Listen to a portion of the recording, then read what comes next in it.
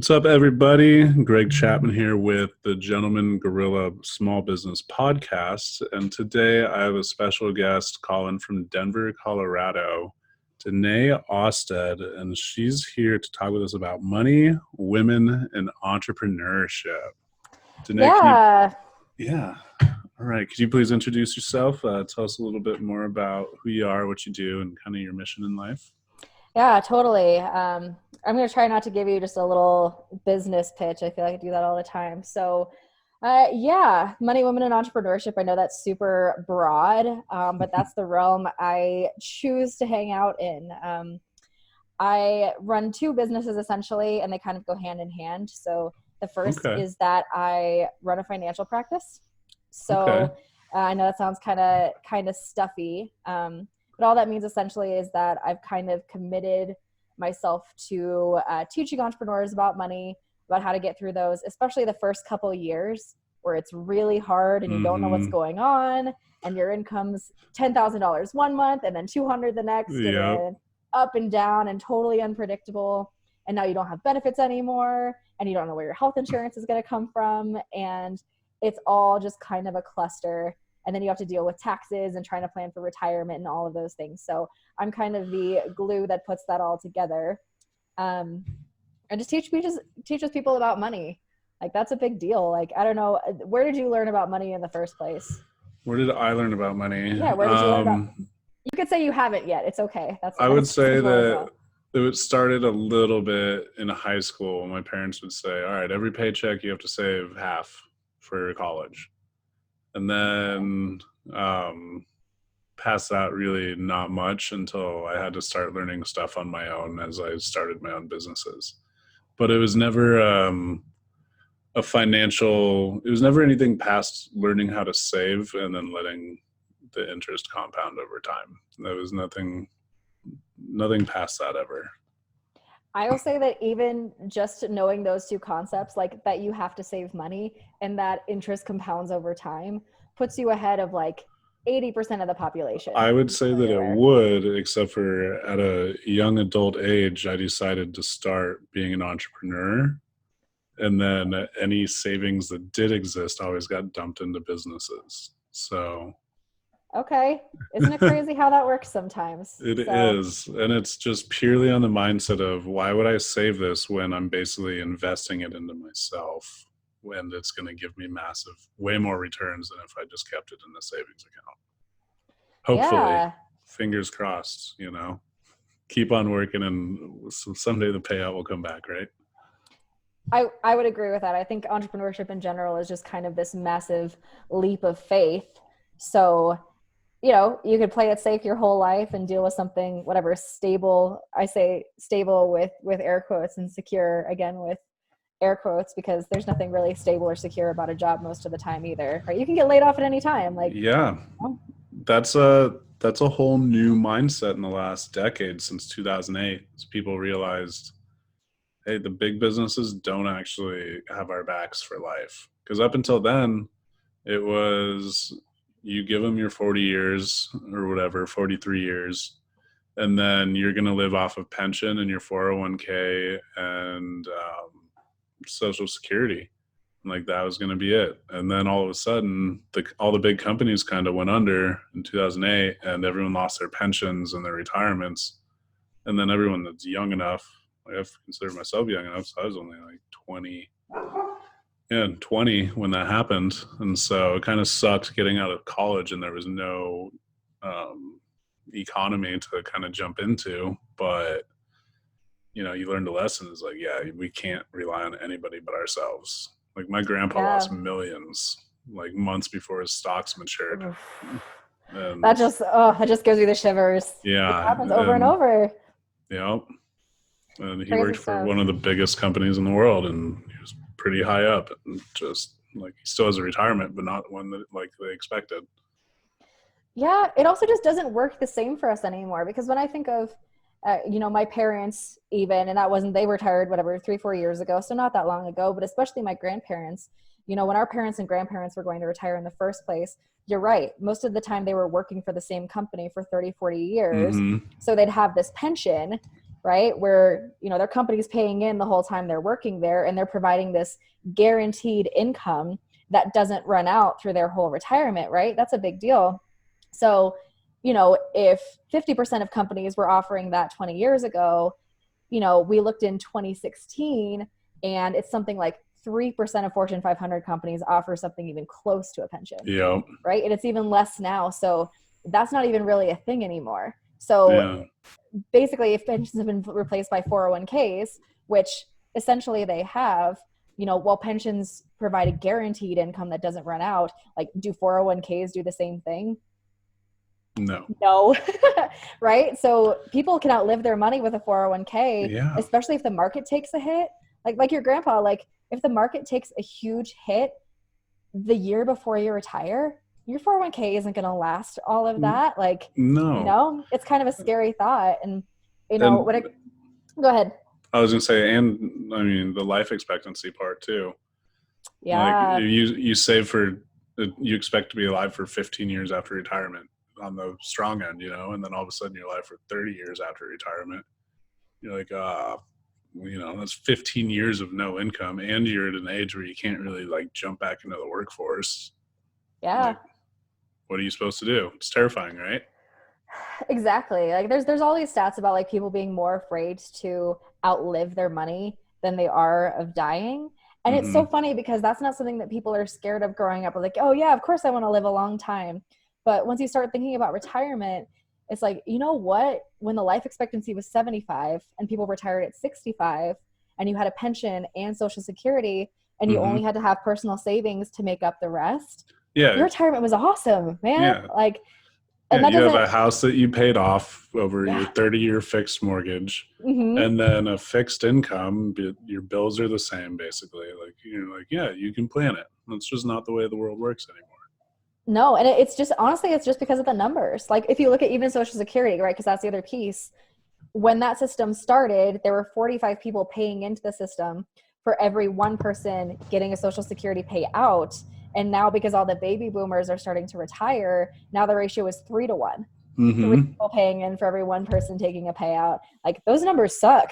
So if I'm doing a retirement plan for somebody who's my age, like, I'm not even factoring in Social Security, because I'm not saying it'll be gone. I go to Social Security updates every once in a while. I went to one yesterday, and we might get a reduced benefit. It's probably not going to be gone altogether, but who knows? Who knows in 40 years when I retire what that's going to look like, right? Yeah. So to bring us kind of back to what you do with your financial-based business. So, like, given what you know about like my circumstance, like 32, have my own businesses going, small but growing income. Like, what would you like recommend for me in my circumstance? Like, well, that's a very broad question that requires a very specific answer that I totally can't give you. So what I'll say is that if I'm sitting down with somebody, especially entrepreneurs, the plan looks totally different than if I'm sitting down with somebody who works as an employee in a corporation and their whole plan is to work a 9-to-5 until 65, and then they're not going to do anything anymore. Okay. Right? Because that's not how entrepreneurs work.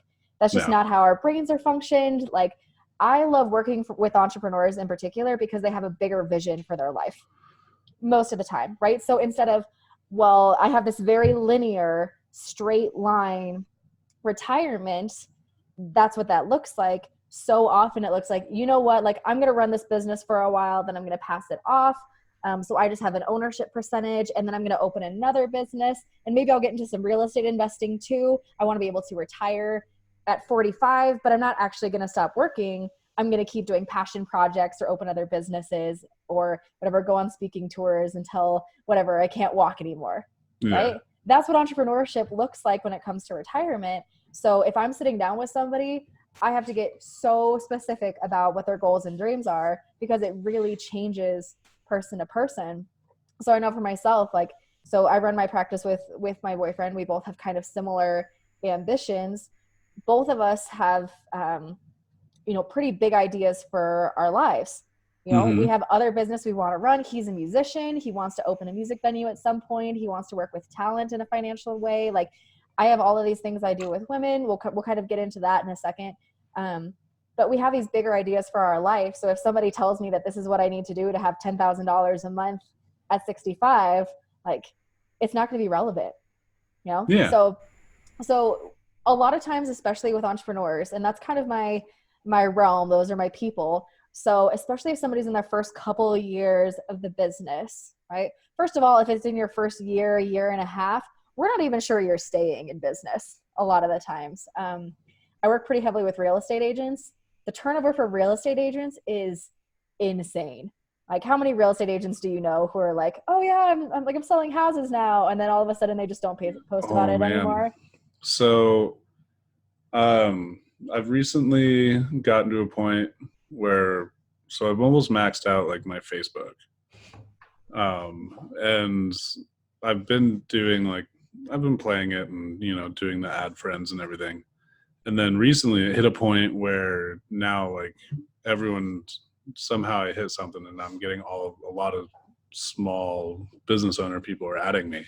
Mm-hmm. But I swear more than every other person, somewhere around maybe 60 to 65% of people is a fucking real estate agent. No. And adding me. Like, there's so many people that are real estate agents, and it is blowing my mind. Like, just watching these stream of friend requests come in, they're either a fake profile or a real estate agent, I swear. And then occasionally I'll get, like other types of people in other industries, but I don't know what it is. Like, there's just so many real estate agents, it's blowing my mind. It's crazy, and I seriously don't know exactly what led to that in the first place, but I know in Denver, it's so funny because I teach classes in real estate offices fairly frequently for new real estate agents, and the class is literally just like how not to go broke in your first 2 years of real estate. Like, that's it. But the market is insanely oversaturated because I know the stats were like a year ago, so these are not accurate, don't quote me on this, but about a year ago there were 47,000 homes there were 47,000 real estate agents in Denver. Okay. And there were 3,800 homes on the market. Isn't that insane? What? Yeah. 47,000 real estate agents, 3,800 homes on the market. How many of those real estate agents do you think are actually making money? 10%. Yeah. I think that's about it. I would say that there's probably a percent that does, a couple deals a year. Yeah. And then there's a percentage, it's like a small percentage are doing almost all of the rest of the business. Mm-hmm. Yeah. So, in real estate, for the most part, if you just stick it out, your chances of being successful are so much higher, but there's a learning curve in the first couple of years. So, I mean, I feel like that's really like any type of big sale service type industry like that, like selling insurance, being a financial advisor for like one of the financial firms, where they come in, they're mortgage lenders. Yeah. Everything like that, where like it's a big sale, cars, boats, RVs, like there's not going to be a huge volume of business, but the barrier to entry to get in to be a licensed seller is so easy that you're going to get all the people that need a job, and they're going to be like, I could sell real estate, because real estate agents honestly sell the job pretty well, because you have to be positive and like it's a sales job. Yeah, it's so funny though, because so much of it is not real. Like if you see they make it seem a lot of the times like they're just closing home after home after home after home. That's not always the case, right? They make a big deal about the ones they do, but nobody talks about the months or years in between when you're not making any money. And with my specific clients, it's totally normal for them to have a completely irregular cash flow. So that's one of the things I go through with my clients is, okay, where are you making your money? Because everybody either still has a part-time job or they're working full-time and that's their part-time job. That's entrepreneurs in general, right? We all have to pay our bills somehow. So during that crossover point, like, what are you doing? What makes sense? So I had a client last year who in all of 2017, she made $8,000. $8,000. And she had support from her spouse. She had other things going on. She was okay. The next April, she made $100,000 in 1 month. totally normal.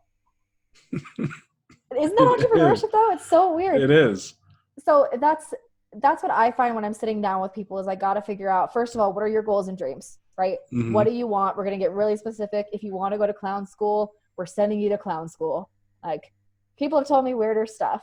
Um, and sometimes I want to send my kids to college, or I want to have a business that I can pass on to my kids. That one's more fun for me, in my opinion. Or I want to buy investment properties, or I want to pay off all of my debt. Whatever it is, whatever somebody tells me is the priority is where we're going.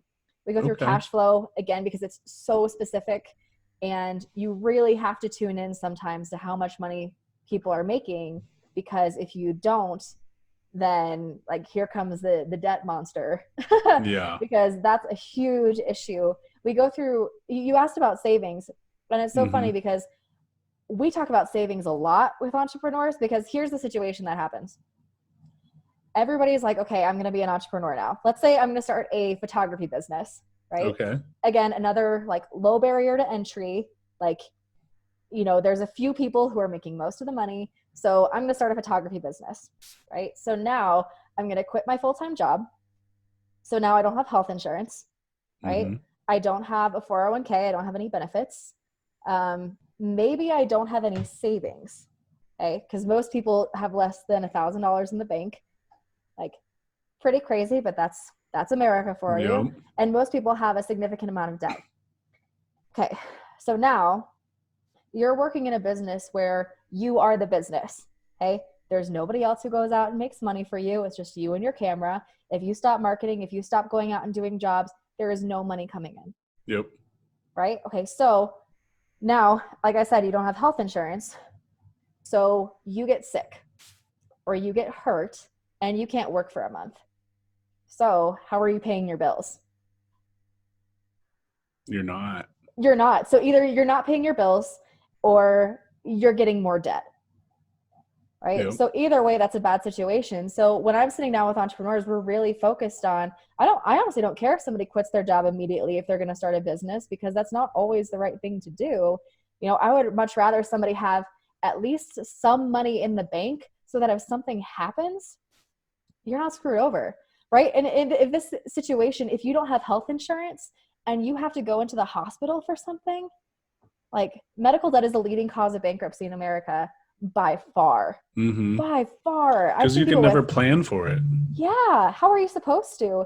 And even if you do have health insurance, who knows if it's going to be adequate for what you need, you Right. know? So it can be kind of a nightmare to navigate. So those are the things we go through right off the bat. Retirement is all part of this, but it's not the only part of this. There's so many things that fit together. So, I like talking about assets and investments and things like that too, because it gets to be, fun and exciting. But sometimes there's some base pieces that go in first. Like, are you making money? Like, we're not going to invest any money until you have it, right? I'm not Hmm. going to commit somebody to something they have to put in a few $100s a month until they have money in the bank in case something goes wrong, right? So a lot of different pieces that come together here. So that's a lot of it, you Yeah. know? So to kind of leave the financial part of this, like what are a couple of like the most common tips you give people just to like make their money more consistent or to make it a little bit more reliable? Because when it is going up and down, like what can people Mm-hmm. do to help pad against the ebb and flow of entrepreneurial income? Those are, that's a good question. Okay, so the first is, so one of my favorite quotes, and it applies to pretty much everything in my life at this point, is until you make the unconscious conscious, it'll direct your life and you'll call it fate.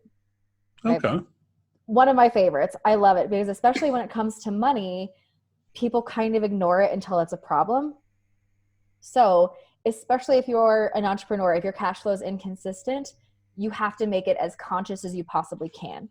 So what that means is especially if your bills are not on auto pay, right? First Hmm. of all, put them on auto pay.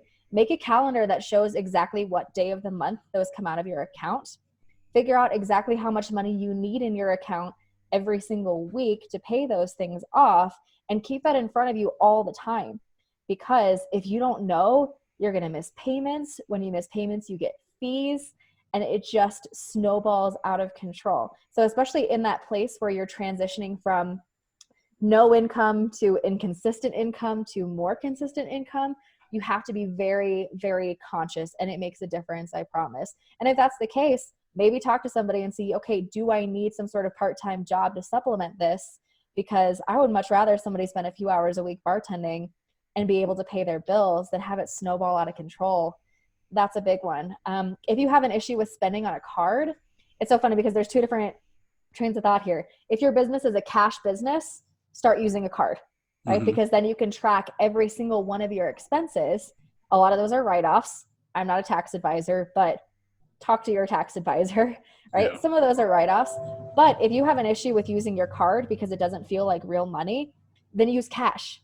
So if you only have $100 in your wallet, you can only spend $100.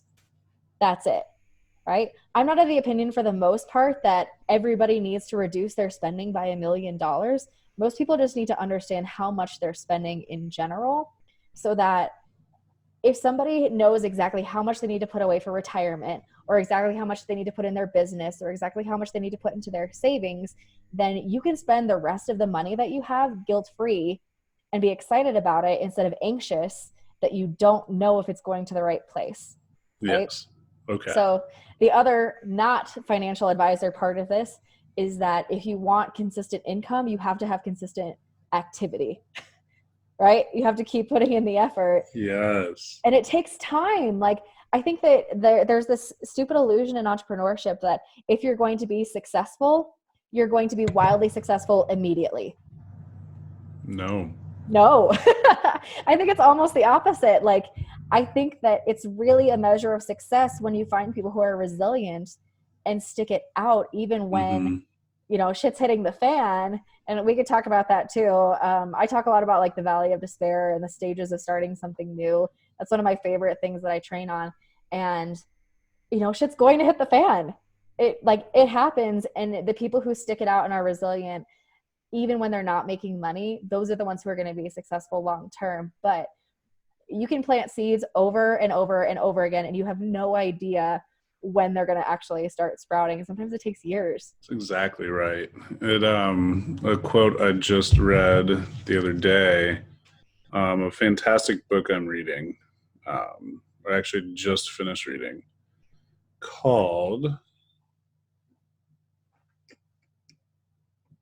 I'm blanking on the name, but it's really good. But the quote is, "The best marketers are farmers, not hunters. Plant, tend, plow, fertilize, weed, repeat. Let someone else race around after the shiny objects." And it's true, because anytime if you have your own business, you're your own marketer. The book is called This Is Marketing by Seth Godin. Great book. But yeah, so it's constantly planting seeds and watering them and tending to them. Like, building my marketing company over the last few years was, first I found people that I believed in that were at the same level as me. And then I said, I'm going to work with you for free on the understanding that as you grow, I grow. And then I'd say 95% of those people don't exist anymore. But the 5% that do are great clients, because they're growing now, because we're just, after a few years, everybody is growing and prospering a little bit more and a little bit more. And then you just share that with each other. And it's too true with all of your clients, no matter what level they're at, is just, even if you are your own client, you're marketing yourself, selling yourself, it's just continually plant and water and tend, get all the pests out every once in a while, Yeah. No, that sounds exactly right. And one of my other favorite quotes, I have a lot of quotes and I never know who say them, so I'm so sorry to everybody who says the things I repeat, is most people miss opportunity because it's dressed in overalls and looks like hard work. Mm-hmm. That's one of my favorite ones, because I think that, because in the business that I'm in, you're right, kind of like real estate and mortgage and all of those things, there's all of these like large paychecks, and the company I'm with, it's not a big deal for somebody to have a month where they make $100,000. Like there are probably Yeah. eight people in my office who do that almost every month. Like, cool, no big deal. Like we talk about money a lot.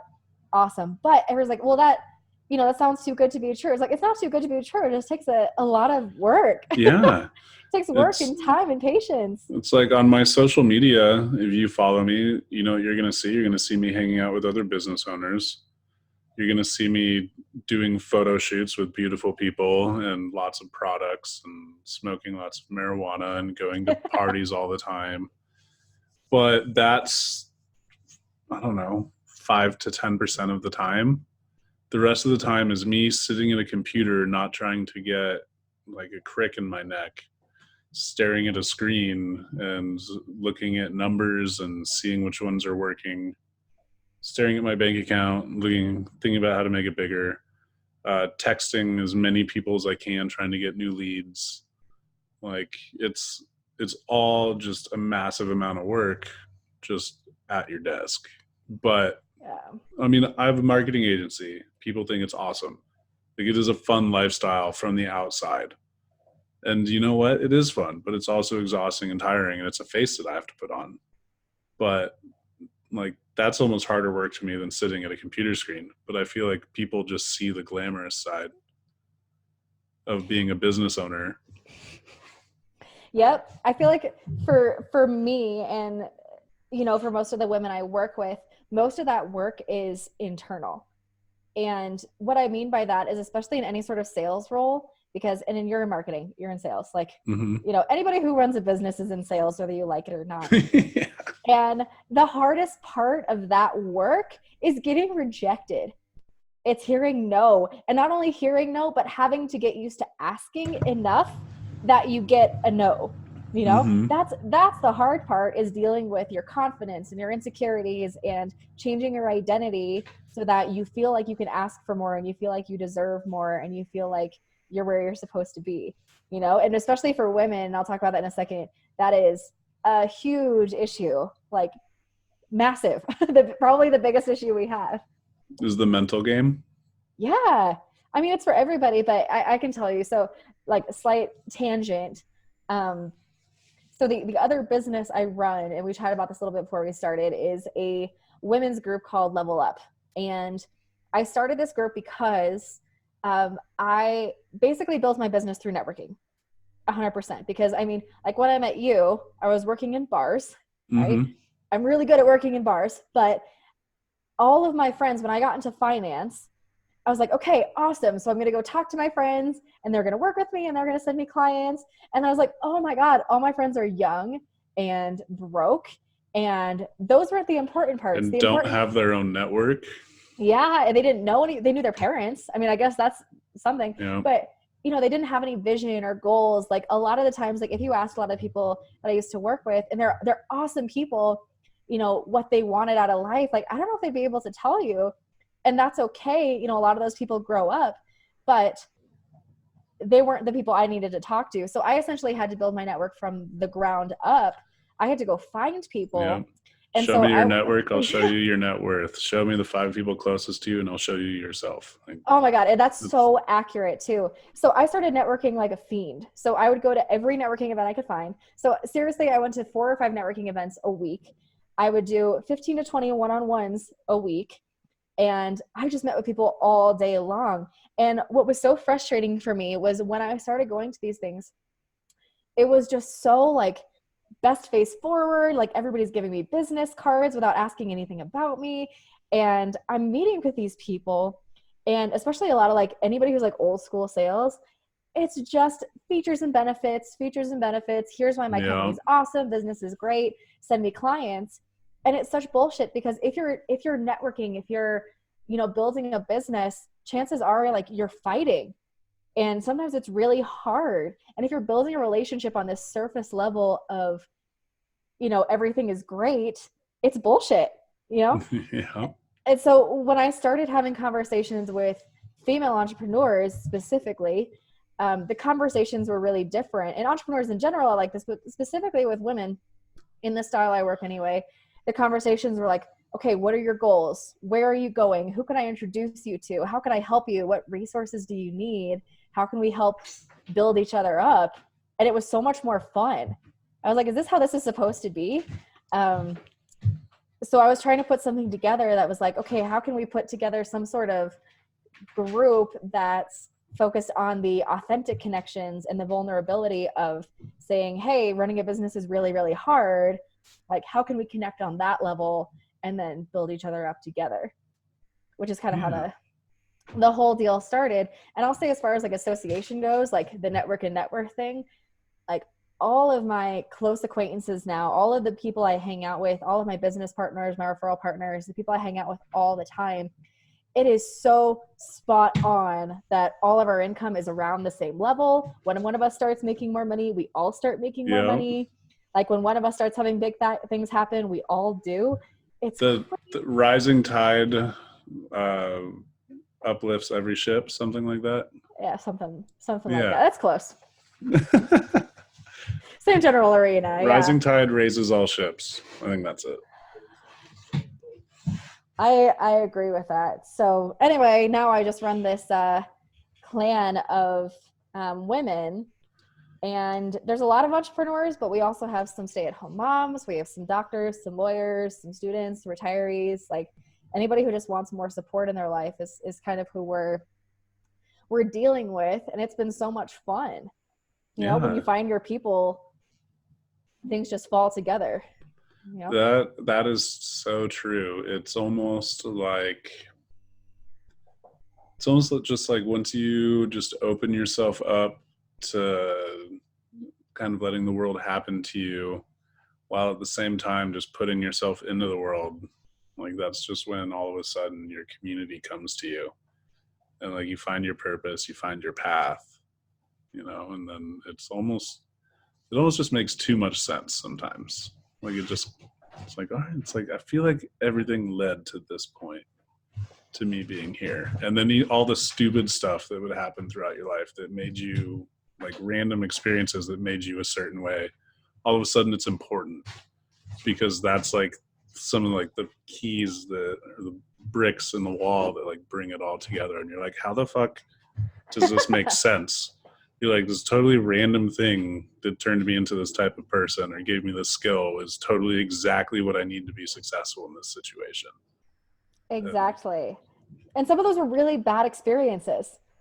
Like some of the worst things that have happened to me. I was talking to one of my partners the other day about this, and we were talking about how sometimes I'm so oblivious to, I know I sound like a total hippie when I say this, sometimes I'm so oblivious to what the universe is telling me that I need a violent course correction in my life to get me back on track. You know, like I mean, I have a couple examples. Like when I lived in Minnesota, I went to college in Minnesota, and it was very small town. Like, you know, it was the kind of town where I went to a small school, like 600 people. And by the time I graduated, it was like 80% of people were already married and had kids. Like that's the kind of town it was. And I was having fun. Like I was partying and I was bartending. Like, you know, I was homeschooled growing up. I was super sheltered, and I was like, oh, this is so much more fun than that. And so I thought, so I was working at a couple of bars. I thought that's where I was going to stay. I was like, I'll hang out in Minnesota for a while. And I 100% was ready to just fall into something comfortable.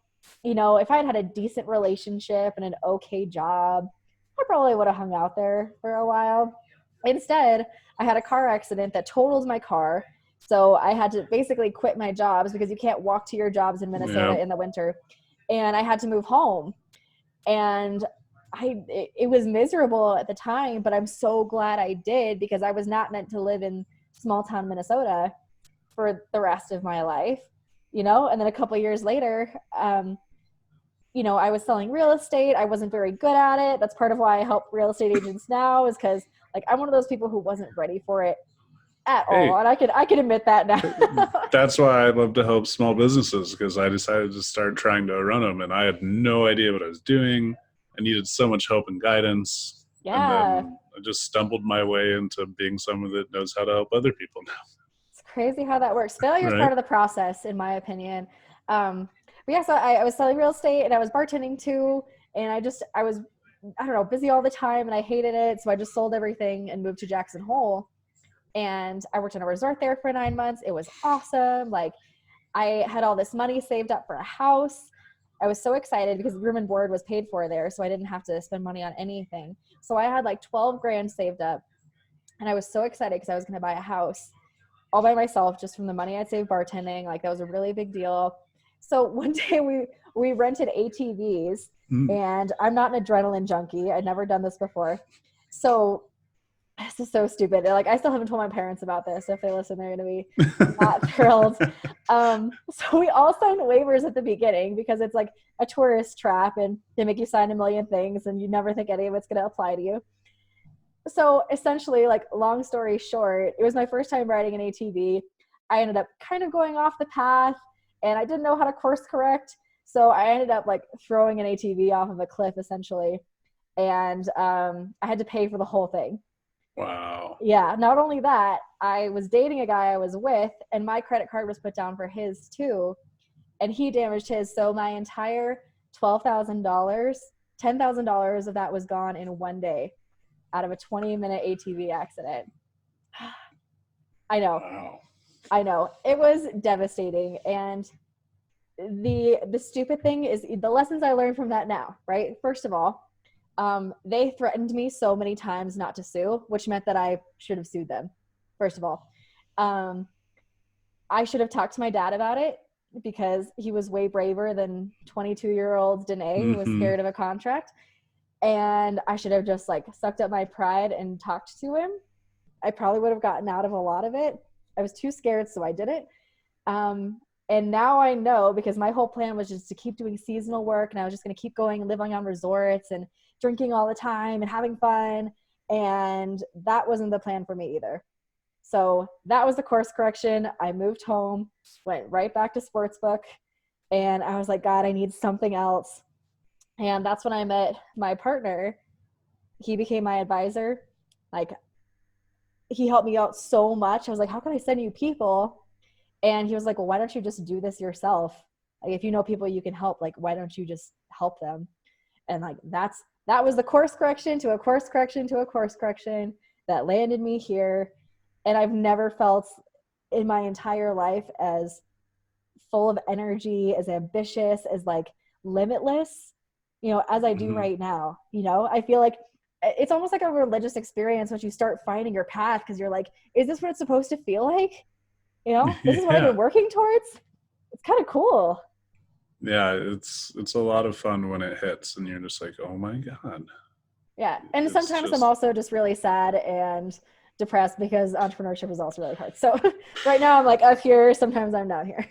Hey, I totally get that one as well. It's a very polarizing lifestyle. And if you don't have people in your life that understand it, then it's very easy to find yourself alone. I would agree with that. But once you find those people, everything moves faster and you have support in a way that, like, I don't know about you, but like when I got into running a business, my family was like, you're doing what? Like, you're a bartender, like you don't know how to do anything else. And so my family didn't quite get it. And now they're very supportive, but it was so important for me to find a group of people who got it. Yeah. You know? And then once they're there, it's great because it's like, yeah, like it's like running alongside you. Like you find the people that can keep up with you, find the people that motivate you, and then it just makes you more unstoppable. I would agree. If you can find people who motivate you in the right way, then sometimes they're pushing you in ways that you never even imagined, which is the ideal situation.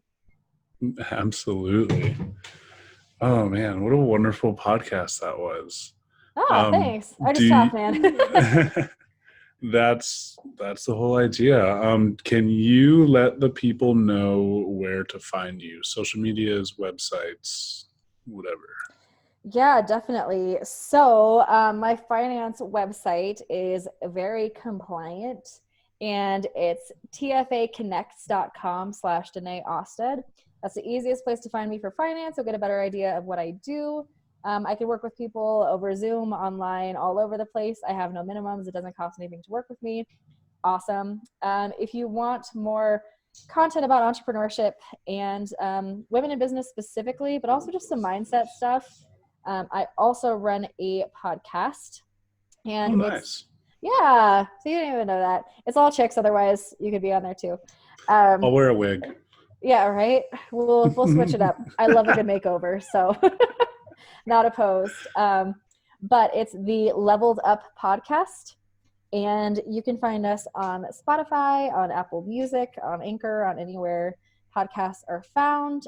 You can also just check out my personal Facebook because I have links to everything. Okay. Yes. Perfect. Awesome. Well, thank you very much for all of the wonderful advice and your awesome life story and your journey into becoming who you are today. Yeah, thanks for having me. This was great. I'm super excited for you and everything you're doing. All right. Awesome.